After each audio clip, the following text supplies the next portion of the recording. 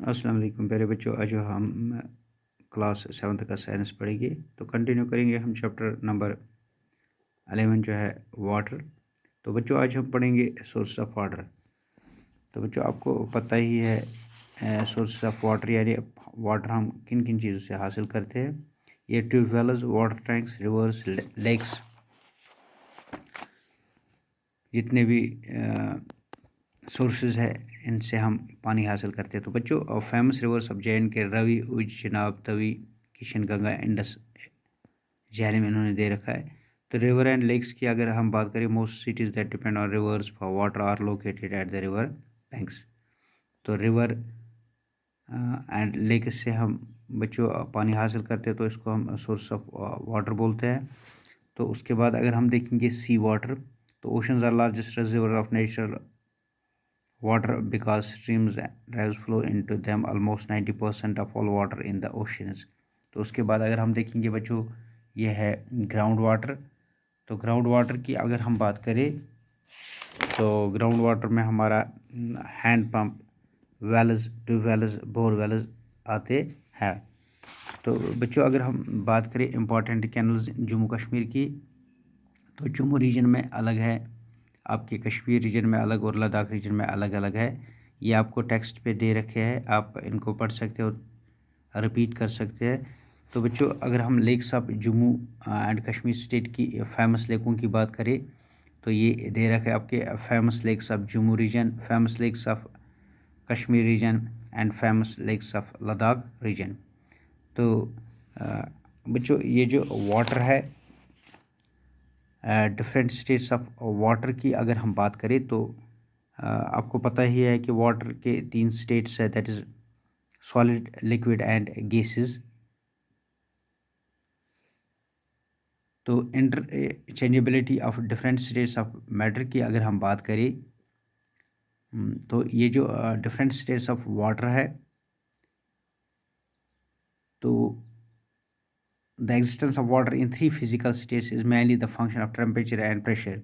तो ये 2 चीज़ों से डिपेंड होता है, टेम्परेचर और प्रेशर से। Brought about by the change of temperature and pressure when the water is heated. जब हम बच्चों वाटर को हीट करते हैं एक पर्टिकुलर टेम्परेचर पर, जिसको हम बॉइलिंग पॉइंट बोलते हैं, तो बॉइलिंग पॉइंट वाटर का होता है 100 Celsius degree.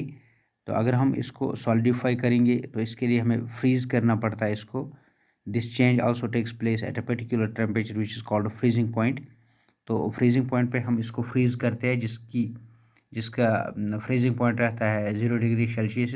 When the ice is kept in open, it starts melting and change into liquid state, that is water. The phenomenon of change of one state of water into another back to original state is called interchangeability। तो बच्चों इसी को हम कहते हैं interchangeability. जब हम one state से अनदर स्टेट को इसको ओरिजिनल स्टेट में चेंज करें, वापस करें। तो ये देखिए आपका सॉलिड, उसके बाद लिक्विड, उसके बाद water, gases. Ice acts as a preservative by inhibiting the destruction of bacteria, yeast and mould. तो वाटर की अगर हम बात करें, वाटर एज अ सॉल्वेंट। तो बच्चों वाटर में ये खसूसियत है कि वाटर हर एक को अपने आप में जज़ब करता है, तो इसको हम यूनिवर्सल सॉल्वेंट बोलते हैं। तो अगर हम लार्ज रिवर्स की, ओशियंस की बात करें, direct contact with atmosphere air, the gases like oxygen and carbon dioxide are soluble in water. तो आपको पता ही है H2O, जिसको हम बोलते हैं हाइड्रोजन, H2O हाइड्रोजन या ऑक्सीजन के मॉलिक्यूल जितने भी होते हैं, तो आप देखेंगे कि इस पानी में जो है the gases like oxygen, carbon dioxide are soluble in water.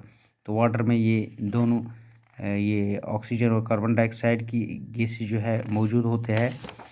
तो ये ज़रूरी है लिविंग ऑर्गेनिज्म, जो कि मैरीन एनिमल्स होते हैं, उनके लिए ये ज़रूरी होते हैं। तो आप देख सकते हो कि एक मछली जो है, ये किस तरह डिज़ोल्व्ड ऑक्सीजन हासिल करते हैं वाटर में।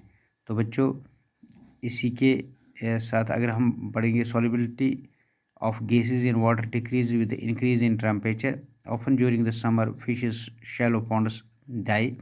The water in the ponds becomes hot due to summer heat। तो इसी तरह आप देख सकते हो कि जब गर्मी की शिद्दत ज़्यादा बढ़ती है, तो आप सुनते होंगे या देखते होंगे कि बहुत सारी मछलियाँ उस कारण मर जाती है। As a result the amount of oxygen dissolved in water is reduced and fishes die, क्योंकि जो ऑक्सीजन की डेफिशिएंसी वाटर में है कम होती जा रही है, जिस कारण बहुत सारी मछलियाँ मरती है। तो वाटर साइकिल इन नेचर, अगर हम बच्चों